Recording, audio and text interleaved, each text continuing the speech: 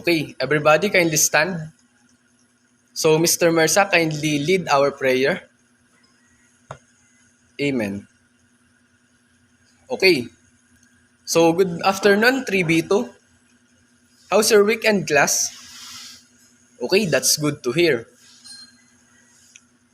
So, before you take your seat, kindly arrange your chair and pick up those pieces of paper under your chair. So, you may now take your seat. Uh, Miss Secretary, are there any absent for today? Okay, very good. So, before anything else, kindly pass your assignment forward. So now, let's have a short review about our previous topic. Can anyone in the class tell me the lessons that we discussed last meeting? Okay, yes, Mr. Makalelang. Very good. So you may now take your seat. So, can anyone tell me the example of pavements markings? Yes, Mr. Achansa. Okay, very good. It shows that you learned from our previous topic. So before we formally start our discussion, let's have a first motivational activity. And this activity is called Stop, Look, and Answer. It's a simple jumbled letter. Are you ready, class? Okay. So who want the answer the first jumbled letter? Yes, Miss Asabeda. Okay, correct. It is a driver license. Very good. Next is, yes, Mr. Kaganan. Okay, correct. It is a birth certificate. Very good. Next. Yes, Mr. Huerto. Okay, very good. Practical driving. Practical driving course. Okay, next. Mr. Salcedo. Okay, very good. It is a land transportation office. Next. Miss Guerrero. Okay, very good. It is a student permit. Next jumbled letter is Miss Marasigan. Please answer. Okay, theoretical driving certificate. Very good. Did you all enjoy the game? Okay, now that you are all awake and warm up, let's us proceed to our topic. So, okay class, what do you think is our topic for today? So, what do you notice to our activity? Okay, so our topic for today is permit and license. But before we proceed to our topic for today, let us first read the objectives. Okay, learning objectives. At the end of the lesson, the student must have the ability to. First is identify the different documentary requirements, qualifications in applying for driver license, and differentiate student permit to non-professional and professional driver license. Appreciate the importance of having a driver licenses. Last is demonstrate the general procedure in getting driver license. So, my co-teacher, Mr. Aklan, will continue for our discussion. Thank you. So our topic for today is all about permits and licenses. So our topic for today, permit and licenses, and I will tackle the driver license classifications, the qualifications and documentary requirements that are needed, the general procedures in securing licenses and permits. So I have a question, class. Who are you have a driver license? Okay, many of you have driver license, so it will easily understand to you our topic for today. So let us define first what is driver license. So who wants to read the meaning of the driver license? Yes, Miss Tanawan. Okay, thank you, Miss Tanawan. So driver license is a authority that in a form prescribed by the LTO or the Land Transportation Office granted to a person to operate motor vehicle that is either non-professional or professional driver license. So this is the example of driver license. So as you can see on the screen, the old licenses and the new licenses. So what is the difference about the two, the old licenses and the new licenses? Okay, Miss Guerrero.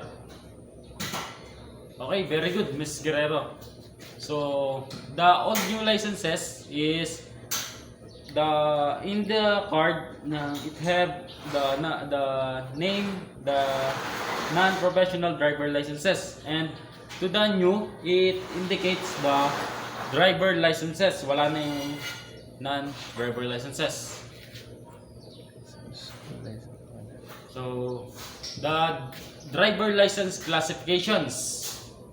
So, let's move to the driver license classifications. The first one is the student permit. Oh, what can you notice, or what age that is prohibited to have a driver license or the student permit? So, Miss Aceveda. Okay, thank you, Miss Aceveda. Student permit is granted to 16 years old, and that is qualified to the requirements that is prescribed by the LTO. Student permit or the student driver's permit is an authority granted by LTO to the person who desires to learn to operate motor vehicle.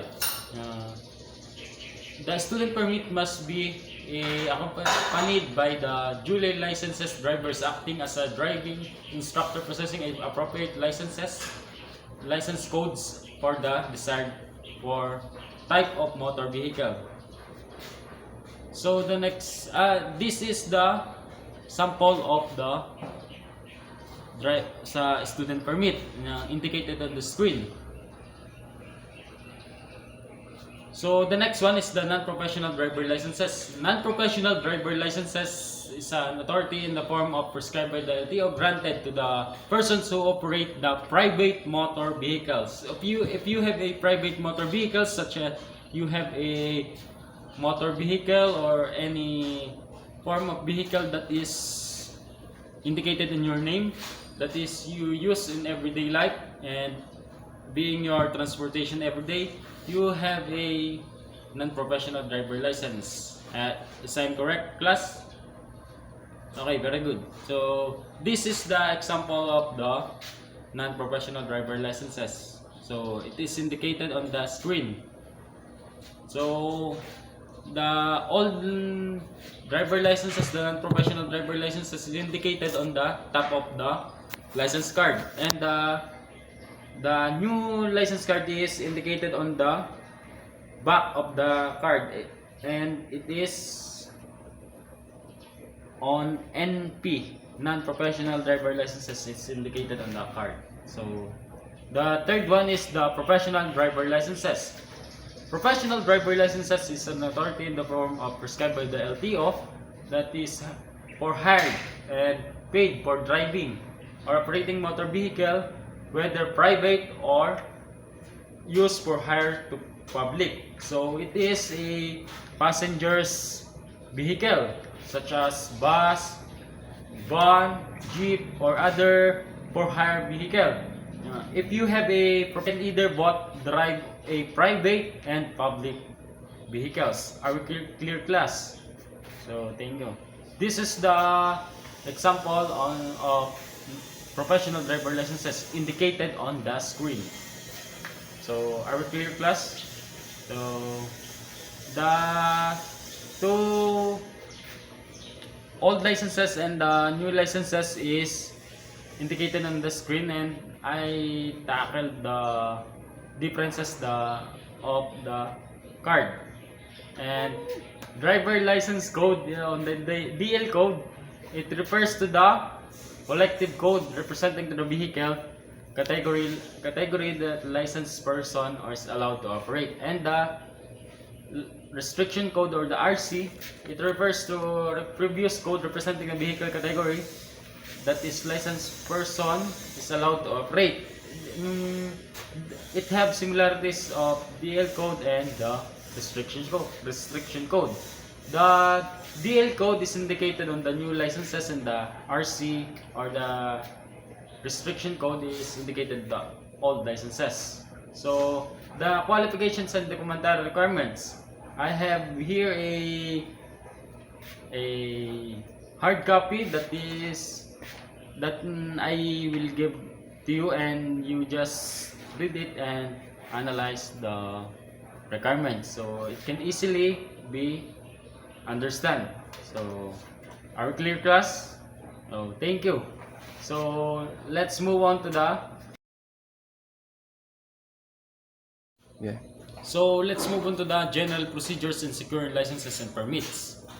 So this is the step and procedures on getting driver license.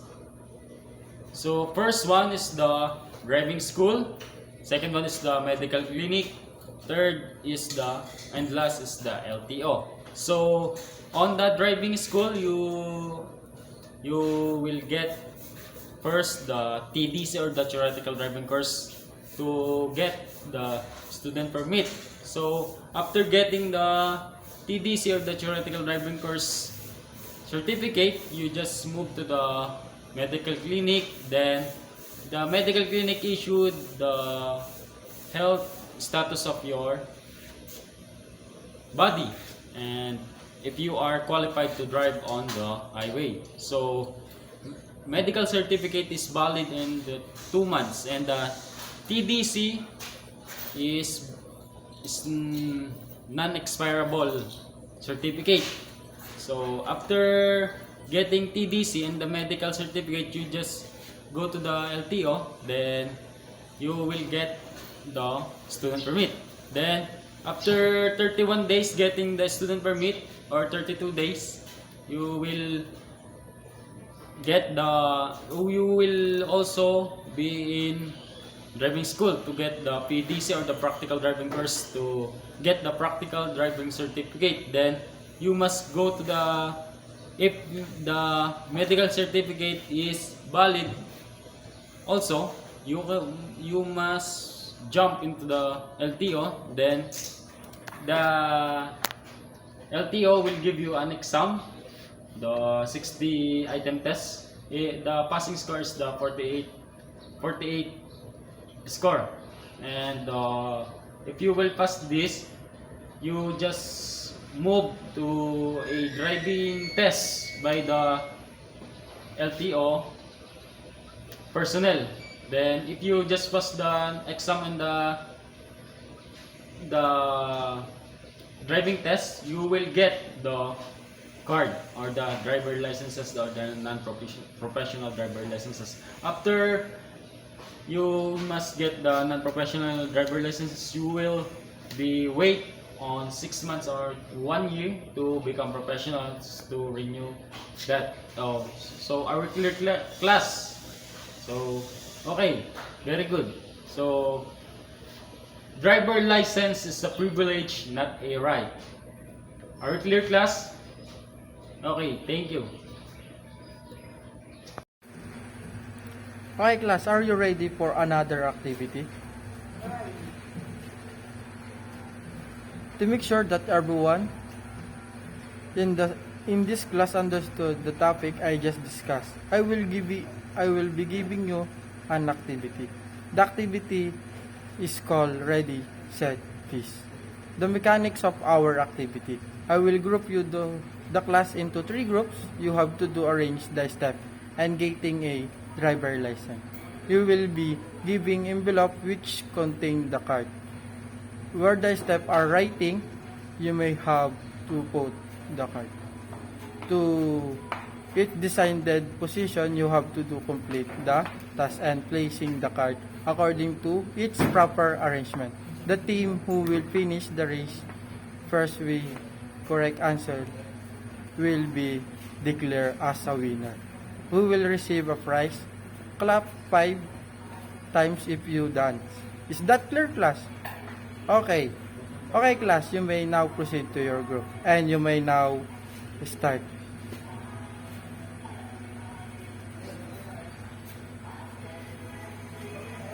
Do you have any question or any clarification about the topic?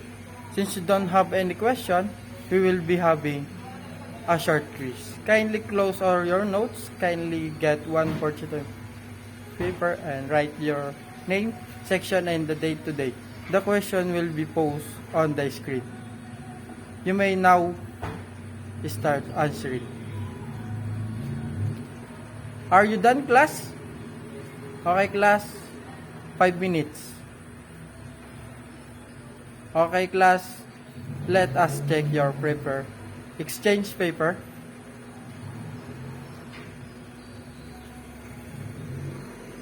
Okay, class. Who got 5? Who got 4? Who got 3? 2, 1, and 0. Okay, pass your paper forward. For your assignment, search and write the different penalties and feed including an LTO memorandum. Make it is on a short bond paper. Class, did you copy what was writing on the board? Okay, class. Kindly stand. Praise be Jesus Christ. That's all for today, class. See you next meeting. Goodbye.